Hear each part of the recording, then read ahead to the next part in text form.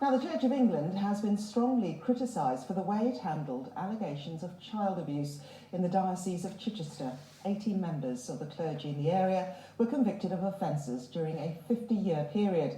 A report by the Independent Inquiry into Child Sexual Abuse said that the Church's response had been marked by secrecy and its apology remained unconvincing. Our religion editor, Martin Bashir, has been at the inquiry in central London. This is a damning report that describes the Diocese of Chichester's response to allegations of child abuse as marked by arrogance, clericalism and tribalism. And it's the focus on Bishop Peter Ball that's most damning. Bishop Peter Ball set up a young people's movement called Give God a Year. But this was just a ruse for him to sexually abuse children. And in 1992, when allegations began to emerge, then Archbishop of Canterbury George Carey rushed to support him, wrote him endless letters of compassion, but offered nothing like that to the victims of Peter Ball.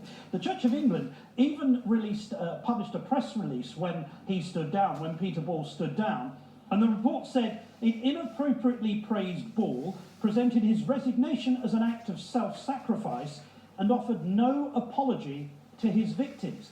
Additionally, the Prince of Wales made contact with the Archbishop of Canterbury, and the Duchy of Cornwall also purchased a property specifically for Peter Ball to live in. It's that contrast between support for a predatory priest and a lack of compassion for his victims that are the keynotes of this report. And you heard Martin mention Prince Charles there. Well, we've had this response from his spokesperson saying that it remains a matter of deep regret that the Prince of Wales and others were deceived by Peter Ball. The report described the Prince's actions as misguided. Well, joining me now via webcam is David Greenwood, the chairman of the Stop Church Child Abuse Campaign Group. Thank you for speaking to us here on BBC News. First off, your reaction to what we heard today from the Church of England.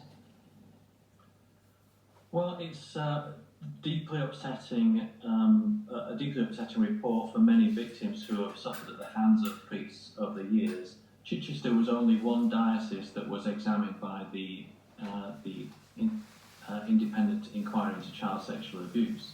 This type of thing has been happening in other dioceses. We've heard a panorama programme late last week about Lincoln Diocese, in which the same type of thing was happening. It's deeply shocking that these things can happen within such an organisation.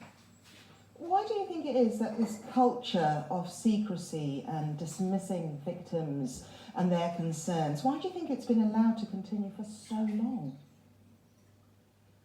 Well, there are many reasons for it. First of all, the church wants to protect its own reputation, and within the church, it's a fairly small world, and at the top of the pyramid in each diocese sits a bishop, and it's down to his decision making as to whether or not reports are made to the police or social services about allegations. And if he or she decides that that's not going to happen, then these things are covered up. We saw in Chichester that there was confusion as to whose responsibility it was to report these things.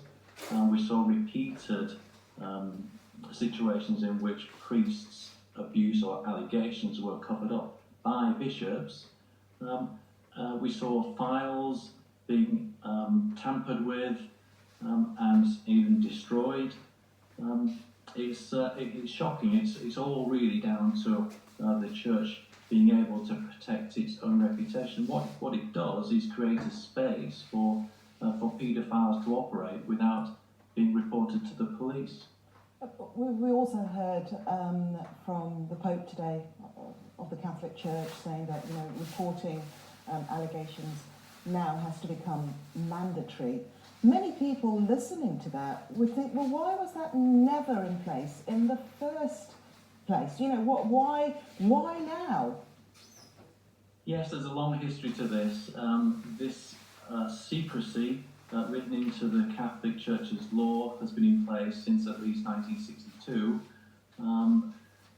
The Church of England, to its credit, has had this mandatory reporting in its rules, at least, for many years.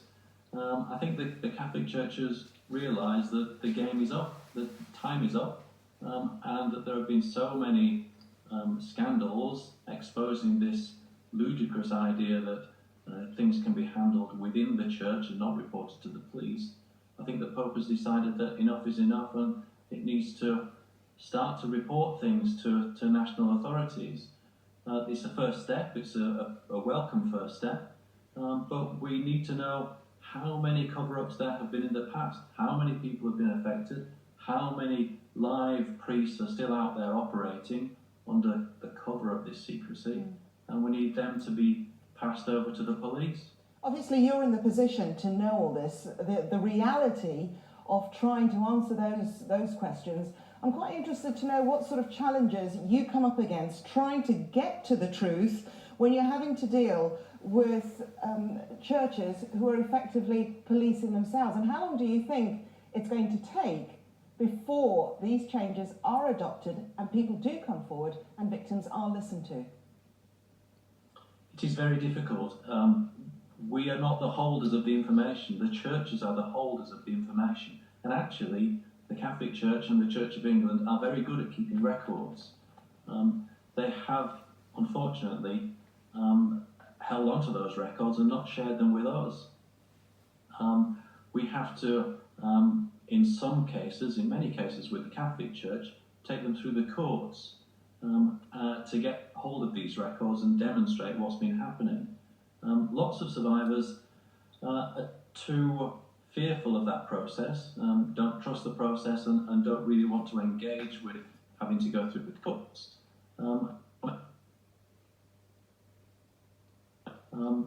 We really need some kind of oversight, some kind of independent organisation which has the power to delve into these records and work out what's been happening, because at the moment we are being beaten through the courts by these church organisations who are using technicalities to avoid justice.